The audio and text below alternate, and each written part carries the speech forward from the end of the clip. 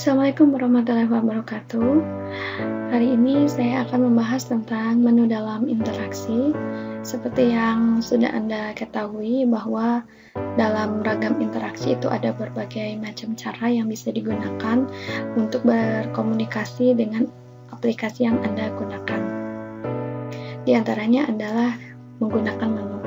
Jadi menu dalam interaksi ini fungsinya adalah sebagai perantara untuk Anda berhubungan dengan aplikasi yang Anda gunakan. Apa itu menu dalam interaksi? Jadi menu dalam interaksi merupakan sekumpulan pilihan yang ditampilkan pada layar. Nah, mungkin Anda seringkali menggunakan aplikasi, kemudian aplikasi tersebut terdapat menu di dalamnya. Contoh, misalkan Anda menggunakan aplikasi Facebook. Di sebelah kiri, kemudian di atas kanan itu ada berbagai macam menu yang bisa Anda pilih. Misalkan beranda, kemudian permintaan pertemanan, kemudian messenger atau pesan, itu bisa Anda pilih salah satunya. Setiap menu yang Anda pilih, jadi akan menghasilkan suatu perubahan status. Maksudnya perubahan status adalah menu yang Anda pilih itu akan mewakili sebuah perintah yang apabila dipilih oleh pengguna akan terlihat pengaruhnya. Jadi perubahan antara misalkan Anda sedang berada di beranda, kemudian Anda memilih menu messenger atau pesan. Otomatis ketika Anda memberikan perintah untuk masuk atau berpindah ke menu messenger atau menu pesan, otomatis antara muka akan menunjukkan atau melakukan perubahan dari beranda berpindah ke messenger. Jadi ada perpindahan yang signifikan antara menu yang satu dengan menu yang lainnya. Jika kita berbicara tentang menu, salah satunya adalah ada yang disebut sebagai menu tunggal. Menu tunggal sendiri ini memungkinkan pengguna untuk memilih salah satu atau lebih pilihan. Ya, jadi bisa dua, bisa lebih. Jenis-jenis menu tunggal diantaranya adalah menu biner, kemudian menu tunggal banyak pilihan, kemudian menu datar, menu tarik, kemudian menu berbasis icon atau toolbar. Menu ini mungkin Anda sudah pernah lihat juga, ya. Seringkali Anda lihat menu berbasis icon atau toolbar, kemudian menu tertanam atau menu hotlink, kemudian yang terakhir adalah menu breadcrumbs, ya. Nah, jenis menu ini akan saya jelaskan satu persatu. Yang pertama adalah menu biner. Menu biner ini adalah menu yang menyajikan pemilihan lebih dari dua.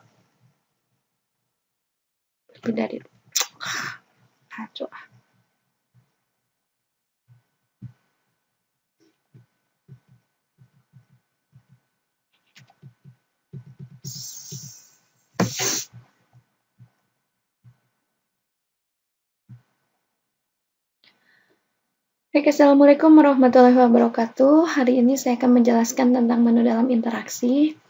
Seperti yang sudah pernah Anda ketahui bahwa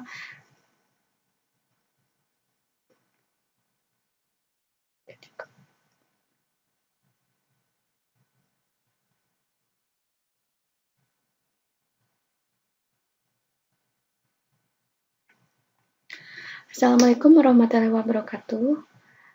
Hari ini saya akan membahas tentang menu dalam interaksi. Menu dalam interaksi ini mungkin sudah tidak aneh lagi, tidak asing lagi untuk Anda yang seringkali menggunakan suatu aplikasi. Jadi suatu aplikasi yang biasa Anda gunakan itu pasti memiliki antar muka penggunanya. Nah, salah satunya adalah menggunakan menu. Menu sendiri adalah perantara antara Anda sebagai pengguna akhir dengan aplikasi yang sedang Anda gunakan. Jadi, kalau misalkan dia tanya apa itu menu dalam interaksi, menu dalam interaksi merupakan sekumpulan pilihan yang ditampilkan pada layar, di mana setiap menu yang Anda pilih itu akan mewakili sebuah perintah. Apabila Anda pilih menu tersebut, maka akan terlihat perubahan statusnya. Nah, status di sini adalah status antarmukanya atau interface-nya atau tampilannya. Misalkan, ketika Anda sedang menggunakan Facebook, di atas sebelah kanan itu ada beberapa menu yang bisa Anda pilih, diantaranya misalkan beranda, kemudian permintaan pertemanan, kemudian ada messenger, dan lain-lain. Ketika Anda sedang berada di menu beranda, kemudian Anda akan berpindah atau memilih, Anda mengklik menu yang lain, misalkan menu pesan atau messenger, otomatis akan terjadi perubahan status. Jadi perubahan status di sini perubahan dari tampilan yang semula adalah beranda berubah menjadi tampilan ke antarmuka untuk menu pesan atau messenger. Jika kita bicara tentang menu, ini salah satunya adalah ada yang disebut sebagai menu tunggal. Menu tunggal sendiri ini memungkinkan pengguna untuk memilih salah satu dari dua pilihan ataupun lebih jenis menu tunggal, yaitu menu biner, menu tunggal banyak pilihan, menu datar, menu tarik, menu berbasis icon atau toolbar. Menu ini seringkali Anda lihat, mungkin ya, untuk yang sering membuka laptop mungkin sudah tidak asing lagi untuk menu berbasis icon atau toolbar ini. Kemudian selanjutnya adalah menu tertanam atau menu hotlink, dan yang terakhir adalah menu breadcrumbs.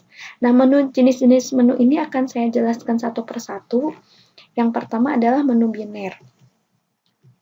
Menu biner ini pengguna dapat memilih salah satu dari dua pilihan yang tersedia.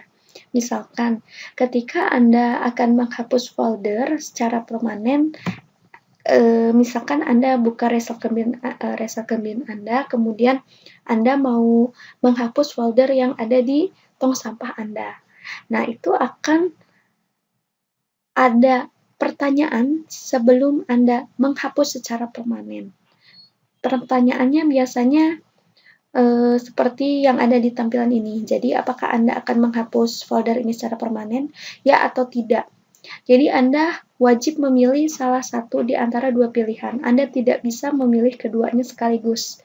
Nah, ini untuk memilih salah satu pilihan ini disebut sebagai menu biner. Seperti mungkin yang Anda ketahui bahwa kalau kita bicara tentang biner, hanya ada dua.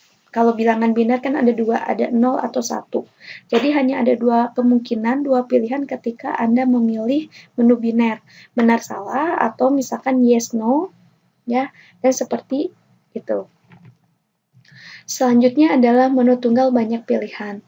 Menu tunggal banyak pilihan ini merupakan variasi dari menu biner. Jadi pilihan yang tersedia ini lebih dari dua. Misalkan Anda sedang menggunakan PowerPoint, kemudian Anda akan menyimpan PowerPoint Anda. Nah, biasanya terdapat pertanyaan dan ada 3 pilihan. Apakah save, don't save, ataupun cancel. Anda bisa memilih salah satu di antara ketiga pilihan ini, jadi hanya satu pilihan yang bisa Anda pilih. Nah, contoh bentuk seperti ini adalah contoh menu tunggal banyak pilihan, jadi pilihannya lebih dari dua. Kemudian selanjutnya adalah menu datar. Nah, menu datar ini kemampuan dan fasilitas yang dimiliki oleh program aplikasi ini akan ditampilkan secara lengkap. Biasanya menggunakan kalimat-kalimat yang cukup panjang. Nah, contohnya misalkan Anda masuk ke aplikasi akademik, misalkan pengolahan data akademik. Kemudian di situ homepage-nya ini ada beberapa daftar menu yang bisa Anda pilih. Misalkan kalau Anda ketik A, berarti Anda memilih mengisi data mahasiswa. Kalau Anda ketik B, berarti mengisi data mata kuliah. Kalau Anda pilih C, berarti mengisi data dosen pengampu. Kalau Anda memilih D, berarti mengisi data KRS dan selanjutnya sampai dengan J. Kalau Anda input pilihan Anda C, berarti artinya Anda memilih mencetak transkrip nilai. Ya, jadi semua kemampuan atau fitur-fitur atau fasilitas yang disediakan oleh aplikasi ini akan ditampilkan secara lengkap pada satu menu, biasanya di menu utama, jadi homepage-nya. Ya. Nah, namun menu datar ini sudah mulai ditinggalkan karena menggunakan menu datar ini akan cenderung membuat pengguna merasa bosan. Atau kalau pilihannya terlalu banyak, misalkan, jadi pengguna itu bingung bagaimana menggunakannya gitu. Ya, jadi menu datar ini sudah mulai ditinggalkan dan berganti menjadi menu tarik atau pull down menu atau pop up menu. Ya. Nah, ini adanya menu tarik ini dilatar belakangi karena keterbatasan ruang. Ya, jadi kalau yang tadi kan bisa Anda bayangkan kalau misalkan Anda menuliskan menu yang disediakan, kemudian menunya terlalu banyak, berarti space di dalam home-nya atau homepage-nya itu akan minim sekali karena terlalu banyak pilihannya. Maka dibuat bentuk lain yaitu namanya menu tarik. Ya, jadi menu tarik ini biasanya mengkelompokkan ke dalam kategori-kategori tertentu. Misalkan Anda membuka Microsoft Office Microsoft Word, kemudian di situ kan ada pilihannya, ada menu file, edit, view, history, bookmark, tool, help, ya. Jadi ketika Anda memilih menu file, nanti Anda bisa memilih apakah new tab, new window, new private window, open file, dan lain-lain. Ya, ini contoh sederhananya saja, misalkan. Kemudian menu berbasis icon ini yang seringkali Anda lihat. Jadi dinyatakan ke dalam suatu icon-icon atau gambar-gambar tertentu. Ya. Nah, ini contohnya. Anda kalau misalkan lihat di laptop Anda di bawah, itu berarti contoh menu berbasis icon. Jadi ketika misalkan Anda mengklik icon Chrome, otomatis Chrome akan terbuka. Kemudian kalau Anda klik, misalkan di bawah Anda klik PowerPoint, otomatis Microsoft Office PowerPoint akan terbuka. Ya, jadi menu berbasis icon itu berarti membuat pilihan menu menggunakan icon. Biasanya diletakkan dalam toolbar di bawah. Kemudian ada yang disebut sebagai menu tertanam dan hotlink. Nah, menu tertanam ini biasanya bisa ditambahkan sendiri oleh pengguna suatu aplikasi. Jadi misalkan Anda buka Google Map, Anda bisa menambahkan sendiri lokasi Anda, gitu ya. Nah, kemudian kalau menu hotlink, nah menu jenis ini banyak dijumpai pada situs yang tujuannya membawa pengguna ke informasi tertentu. Jadi misalkan Anda sedang membuka Google Map, kemudian Anda mau mencari kampus UGM, nah di situ akan ada gambar kampus UGM-nya, lokasinya. Dan di situ akan ada tambahan menu hotlink. Jadi ketika kita klik maka akan ditampilkan lebih detailnya. Contoh lah, misalkan kalau Anda tidak bisa membayangkan jenis Google Map atau Google Earth, Anda bayangkan saja misalkan Anda sedang membuka Wikipedia. Jadi Wikipedia itu kan biasanya ada menu atau misalkan kata-kata yang membawa Anda ke menu lain gitu. Ya, biasanya itu berupa tulisannya itu atau kalimatnya itu menggunakan underline. Jadi ketika Anda dekatkan underline-nya, diklik itu akan menuju ke bagian lain atau menu yang lainnya. Itu dinamakan sebagai menu tertanam atau menu hotlink. Kemudian menu breadcrumbs. Nah, menu ini digunakan untuk membantu pengguna menavigasi dirinya ke ruang informasi yang tersedia. Misalkan, saya mau mencari folder IMK. Berarti otomatis kita cari kan ya, misalkan dari PC, kemudian ternyata kita masuk ke direktori data, yaitu di direktori F, folder data di direktori F, kemudian masuk lagi ke folder desktop dulu, dan baru ditemukan folder yang kita cari. Jadi, menu ini digunakan untuk membantu pengguna menavigasi dirinya ke ruang informasi yang tersedia. Jadi, lebih rinci. Lebih rincinya penjelasannya atau keterangannya, misalkan Anda ingin tahu kalau folder IMK itu ada di direktori mana. Nah, Anda bisa lihat di sini bahwa IMK ini ada di direktori F. Kombinasi banyak menu. Jadi kalau kita berbicara tentang kombinasi banyak menu, ini biasanya kita temukan pada aplikasi-aplikasi berbasis web. Di aplikasi berbasis web ini banyak sekali ragam menu yang bisa Anda lihat. Jadi bisa jadi ditampilkan satu persatu ataupun secara bersamaan, jadi serempak. Jadi menu ini biasanya memiliki pilihan yang banyak. Kombinasi dari beberapa menu, ini contohnya adalah menu mata ikan. Kemudian menu gulung, menu linear, menu serempak, menu berstruktur pohon, menu peta situs, menu jaring tak berputar, dan menu jaring berputar. Saya akan menjelaskan tentang kombinasi dari beberapa menu ini. Yang pertama adalah menu mata ikan. Nah, menu mata ikan ini kalau misalkan Anda pernah melihat, jadi semua pilihan ini akan ditampilkan. Tapi nanti kalau menu mata ikan ini bedanya gini. Jadi kalau misalkan Anda memilih, ini gambarnya semula ini sama ya biasanya. Kemudian Anda misalkan mendekatkan kursor Anda ke bagian yang ini.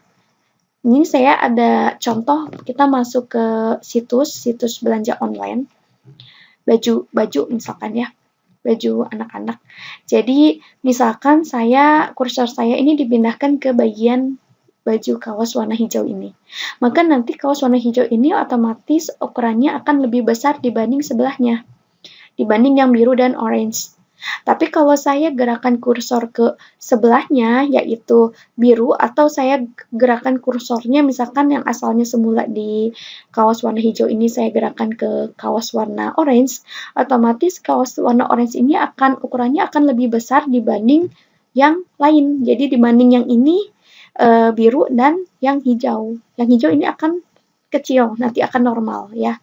Jadi kalau Anda melihat gambar di sini, kenapa yang hijau lebih besar? Karena saya pindahkan kursornya ini ke arah yang warna hijau, baju warna hijau, sehingga baju warna hijau ini tampilannya lebih besar, ya, lebih dekat dibanding dengan bentuk lainnya. Itu menu mata ikan. Kemudian menu gulung. Menu gulung ini diurut berdasarkan alfabet. Jadi ditampilkan sesuai dengan ukuran daerah kerja. Nah, ini contohnya ketika Anda mau memilih font, ya, kalau Anda menggunakan Microsoft Office Word misalkan, Anda mau ganti fontnya, jenis fontnya, font itu kan kalau yang all font, ini kan akan diurut berdasarkan alfabet. Jadi dari huruf A dulu, baru sampai dengan Z gitu, ya. Jadi kalau yang untuk yang ini, nah kalau yang ini biasanya kan yang terakhir Anda gunakan ya, tapi Anda lihatnya yang all font ini. All font ini kan apa yang di fitur apa yang contohnya bisa mencontohkan menu gulung, ini misalkan fitur ketika Anda mau memilih jenis font. Jenis font itu kan kalau Anda lihat di all font itu dari huruf A sampai huruf Z. Jadi tidak mungkin ini berubah misalkan dari agensi langsung di bawah itu Times New Roman, itu tidak mungkin sekali gitu ya. Jadi memang diurutkan berdasarkan alfabet. Nah, ini jenis yang seperti ini disebut sebagai menu gulung. Jadi menu yang diurut berdasarkan alfabet. Kemudian disebut sebagai menu linear. Nah, menu linear ini menu yang akan membimbing pengguna dalam proses pengambilan keputusan yang kompleks. Misalkan, saya masuk ke situs Matahari Mall, kemudian saya ingin mencari kemeja, ya, misalkan untuk kemeja lengan panjang gitu ya. Brandnya misalkan Bodytalk.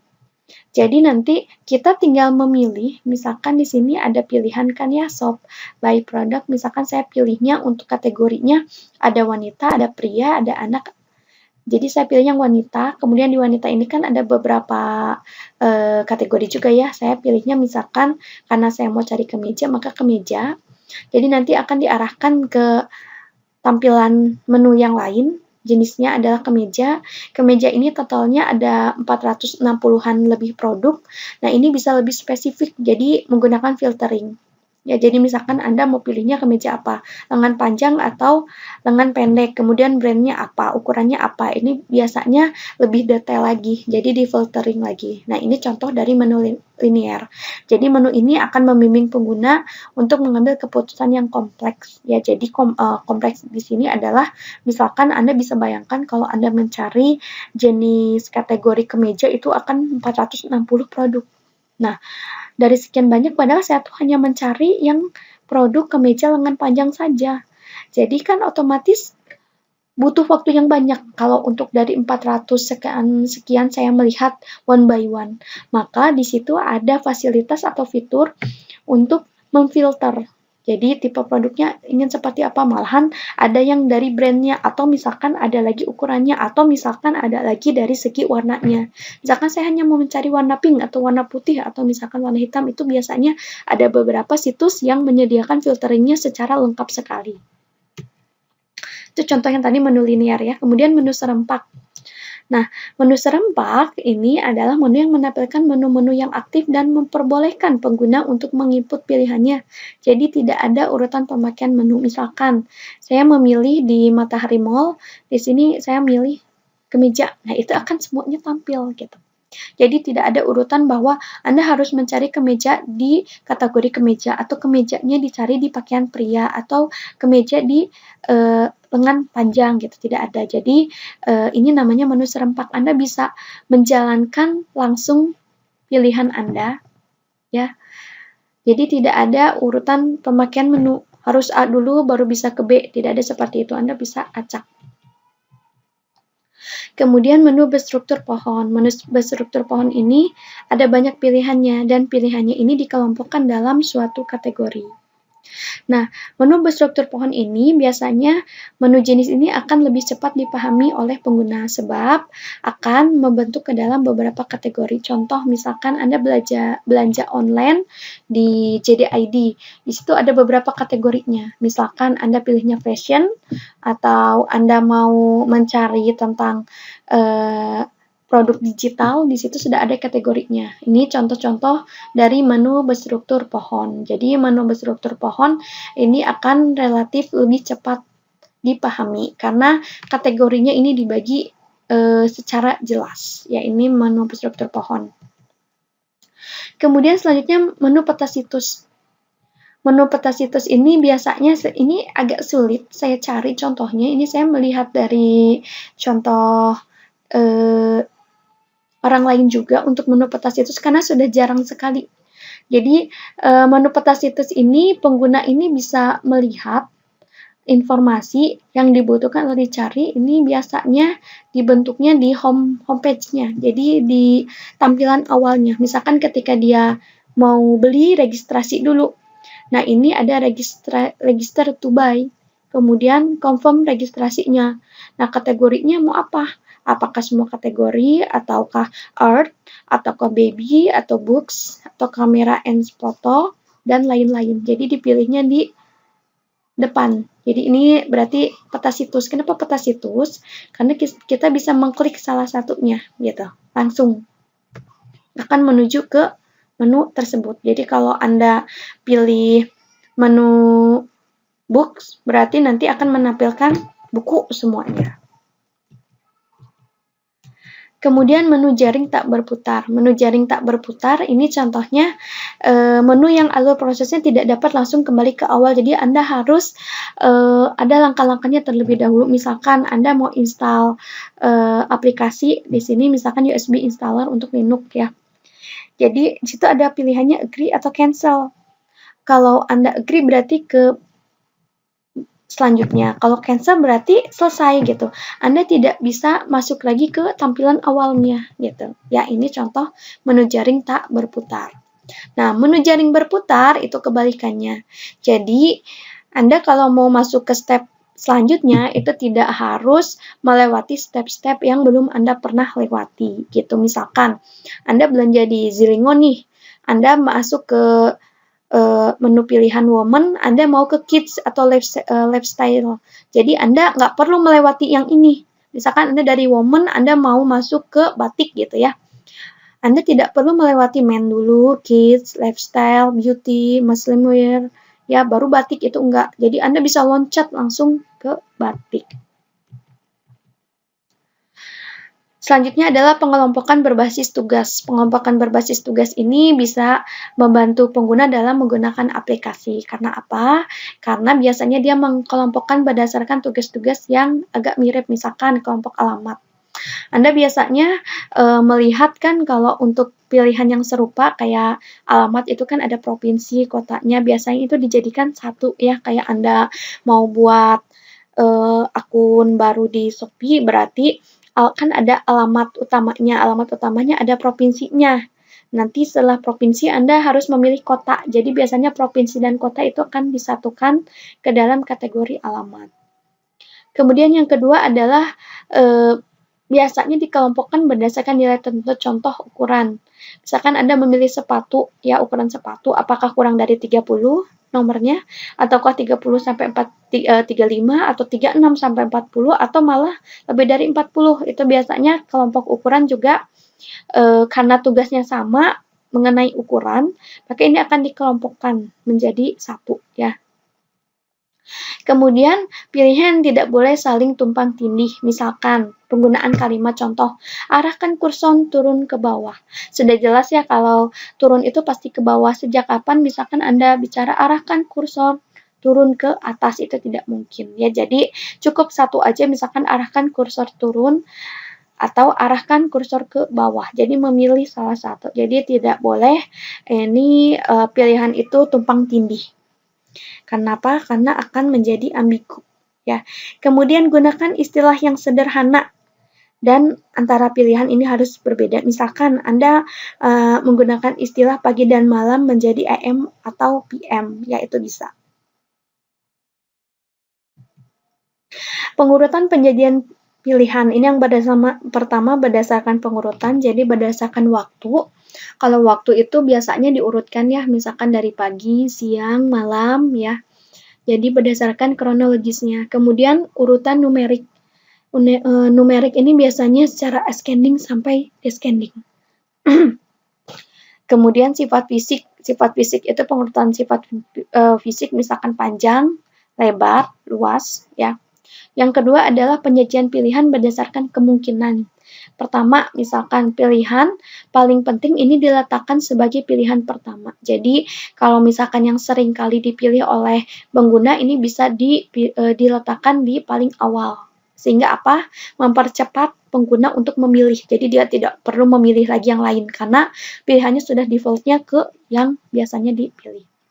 Kemudian yang kedua adalah pilihan paling sering digunakan ini akan diletakkan sebagai pilihan pertama. Sama ya. Biasanya pilihan paling penting atau paling sering dipilih ini biasanya disimpan sebagai default. Ya.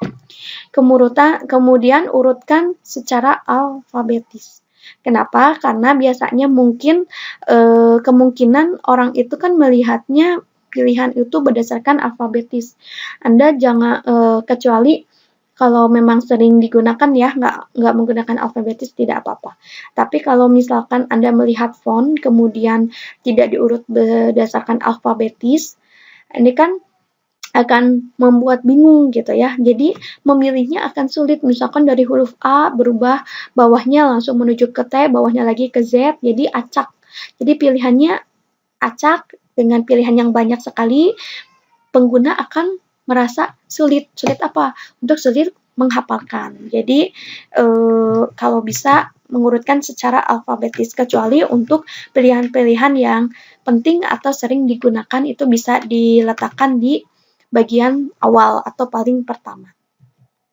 Nah, sekian dulu penjelasan tentang menu dalam interaksi. Terima kasih. Kita bertemu di lain waktu. Wassalamualaikum warahmatullahi wabarakatuh.